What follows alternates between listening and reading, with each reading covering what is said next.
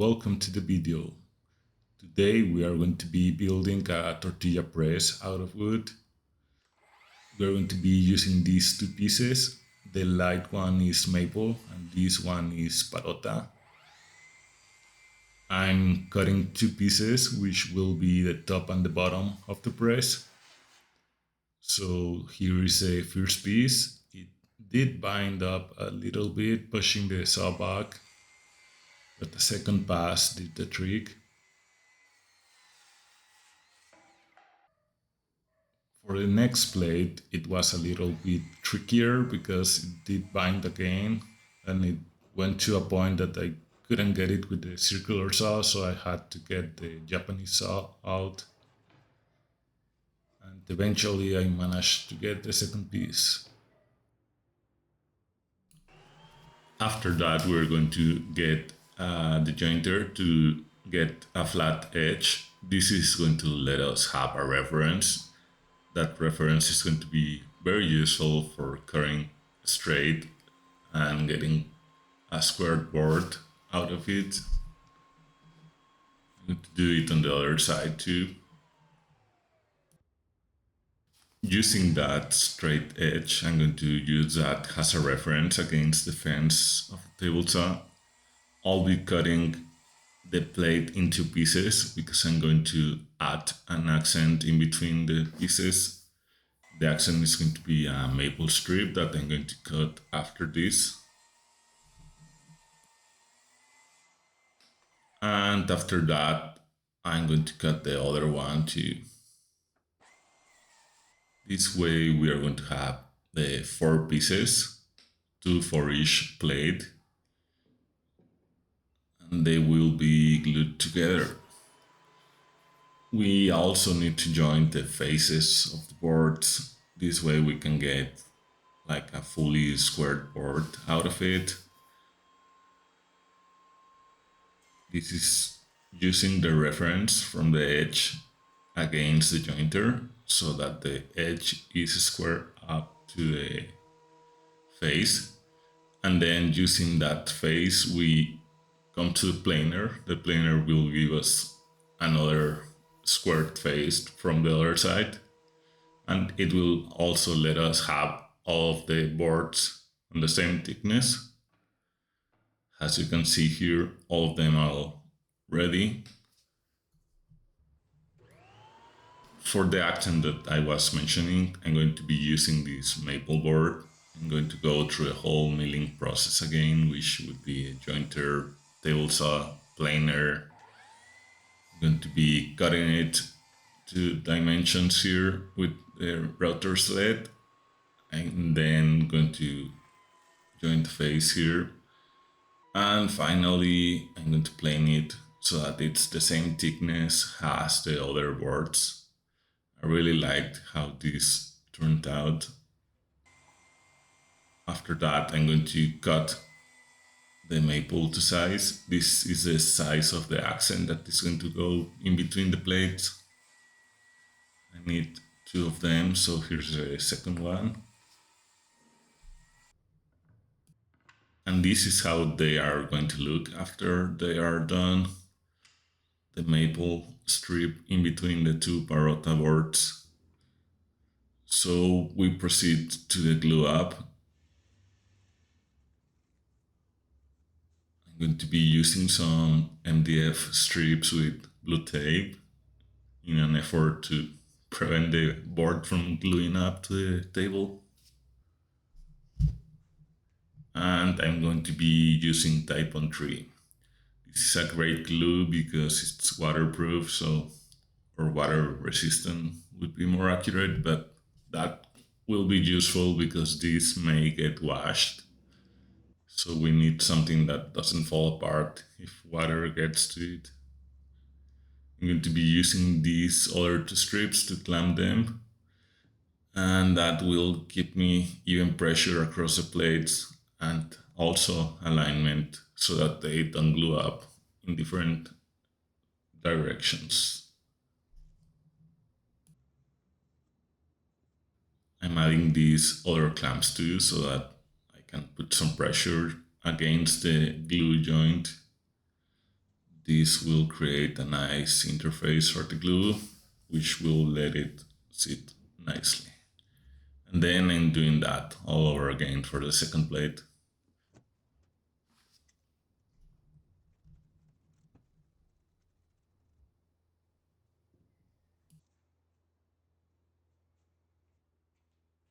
It's the next day and the glue is pretty dry, so I'm going to take it out of the clamps. Let's see how it turned out. The blue tape wasn't that good. It did stick quite a bit to the surface, but it was way better than it sticking to the table. Here's me trying to get that out, but that residue from the blue tape, it's just going to be sanded, so there's not an issue there. And here I'm using the sander to remove most of the excess before planing them. This will make it easier on the planer. Then I do a couple passes on the planer to remove any remaining glue lines. This is the result, a nicely flat plate. I'm going to cut the edges of the plates so that they are square to the rest of the board. And I used the reference of one plate to cut the other. Now we got two exactly sized plates that are ready to use. With the plates ready, the next step would be some accents I'm going to add to the top of the plate and the legs that I'm going to add to the bottom of the plate. I'm going to be using this piece of Parota to do it. First, I'm going to get that strip. The thinner one is going to be the accent that is going to be in the top. And then this beefier one, which will be the legs. I'm going to add a profile to both pieces. The top one is just going to get a light one, which is with a chamfer on this router bit, just to improve the looks a little bit. And the bigger one will get a much noticeable chamfer. This way, you're going to get like a 45-degree edge. As you can see here, it's a bit more noticeable. Then I'm going to cut them to size so that they fit the plates. These are the accents that are going to be on the top. They will serve as reinforcements. And these are the legs. I'm also cutting them to size here. This will just separate the plates from the surface they are laying on. Will make it look a little nicer. I'm going to be using this part to make the handle holder for the press.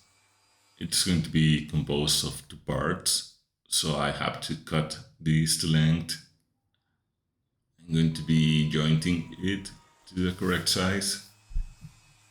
Had to do a couple passes with the table saw because it's not long enough to cut in one go. To join the two pieces, the wrist and the foot, I'm going to be using a bridle joint.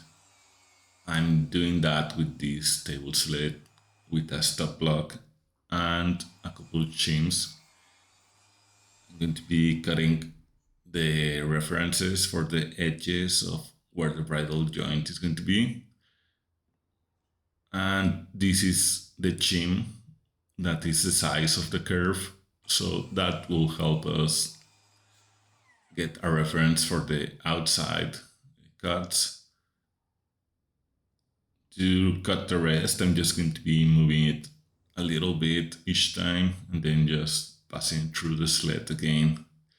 This will remove most of the material. After one side is done, it's time for the other side. And we go through the whole thing again, using the chin to go against the first cut. Let's paper thin now, so we can just basically remove it with my hands.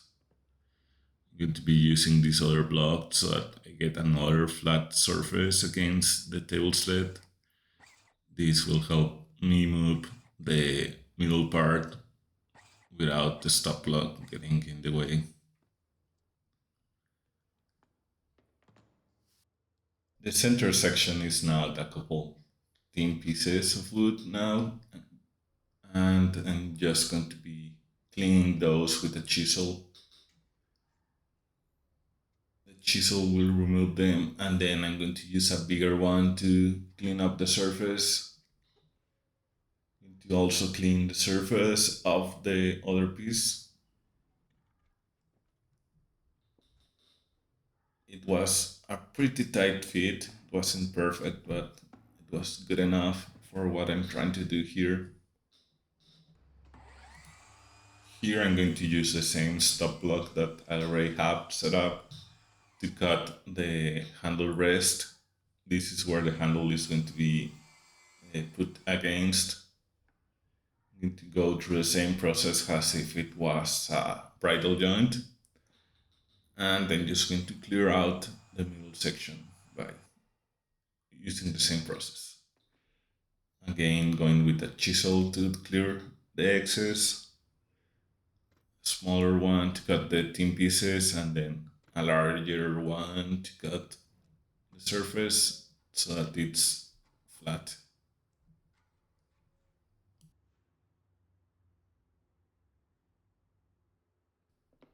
For the feet, I'm going to have to cut that to be the same length as the other feet that I cut previously. That way they sit nicely together. I'm going to be marking that and doing multiple passes to be able to get it. That way it's a smoother cut. And the last cut, my saw wasn't able to get it, so I had to flip the piece over. And finally, I was able to get it. I'm going to be using this maple board to make the handle.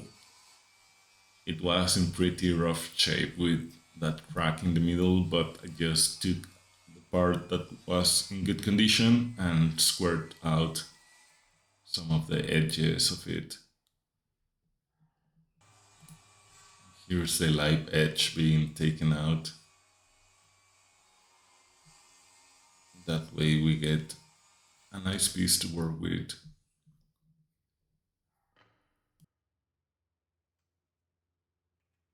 This piece that we used previously, I'm going to create another small rest for the handle. This will be what the handle will go against. Here's how it will look like. And I decided to do like a triangular design. So I'm using a miter gauge here to cut the diagonals on the block. Had to do it in multiple passes because it was a big piece of wood. For the other side, I couldn't figure out how to clamp it, so I just put a screw beneath it and went through with it. Since the screw is going to be hidden between the plates, it's not going to be visible, so it doesn't matter. I didn't like how chunky it looked, so I just cut it again to a thinner section. This thinner section matches the width of the handle. This is how it's going to look. The piece basically pushes the force from the handle down the plate to be able to do what a press does. We're going to add a small hole in between the handle rest. It went flying, but I managed to clamp it back. This hole will serve as both a design choice and a place to grab the top plate so that when you want to open it, it's easier instead of juggling around with the edge of the plate.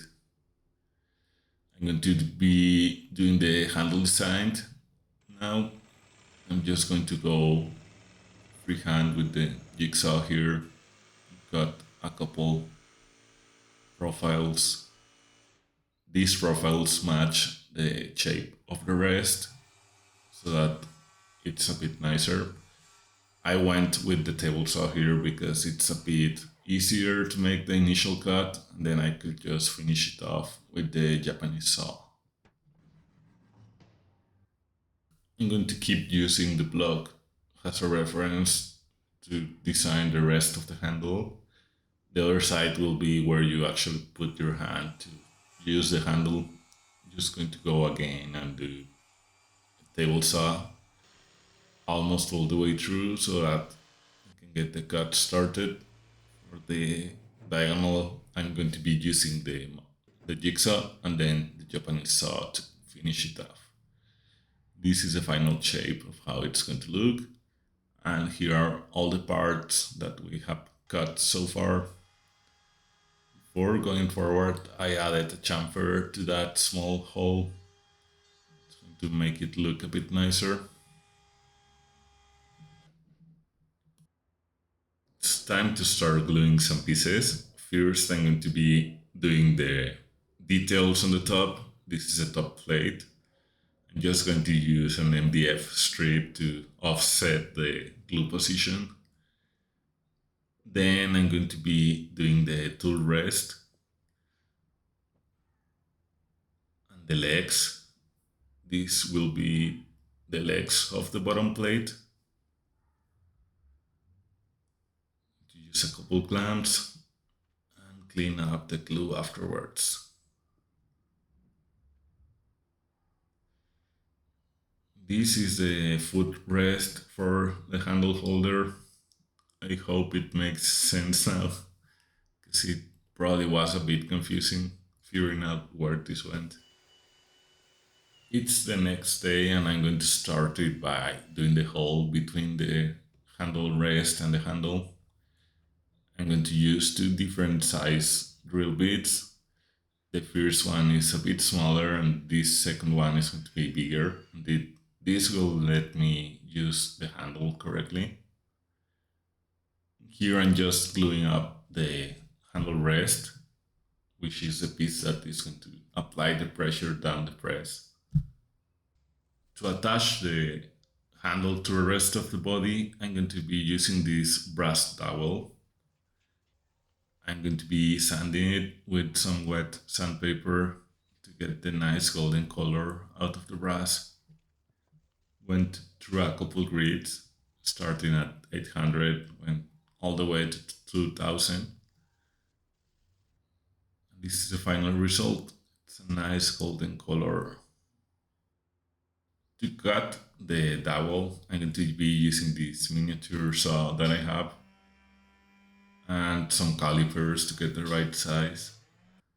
This is the piece that came out and we'll be using this for the handle.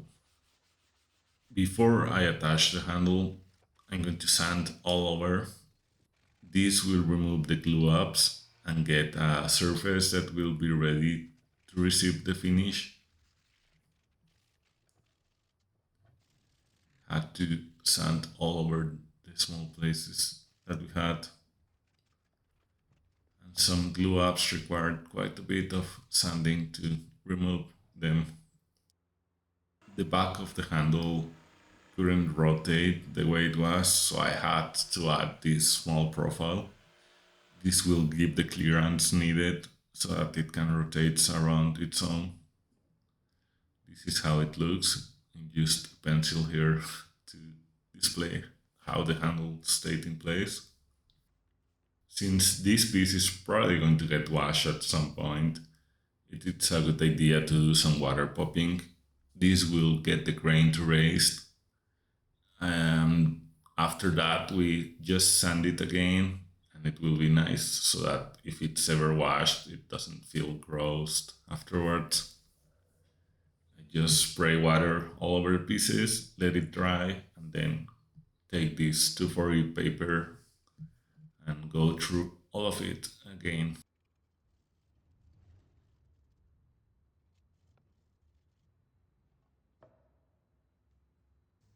Once the sanding is finished, I'm going to apply this cutting board oil. This is a food grade finish. I'm going to apply it all over the place so that it absorbs correctly. It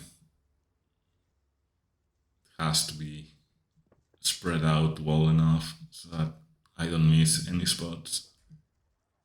I'm going to apply this to all of the parts so that it's well covered.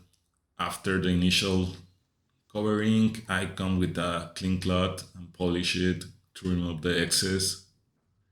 This will prevent splashes on the wood.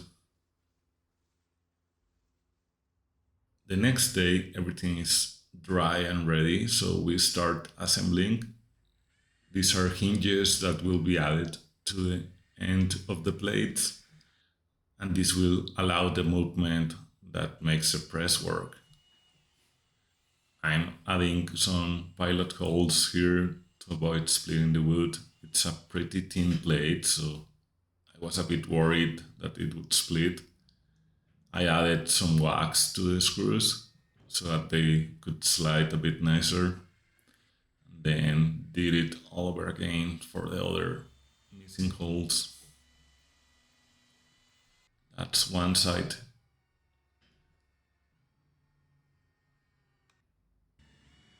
And then I did the other side. Same process.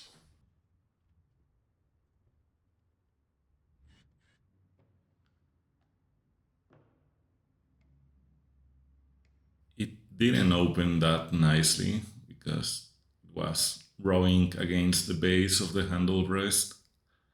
So I decided to sand a little bit off, and after that it opened and closed nicely. Now it's finally time to attach the handle. I will be using the dowel that I previously cut with this clamp to put pressure on it. It's basically a pressure fit. I had to use this other piece to be able to press it flat against, and that's how it looks.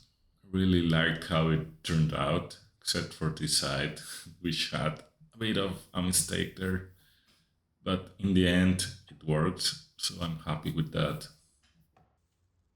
As an extra layer of protection, I'm going to be using beeswax all over the press.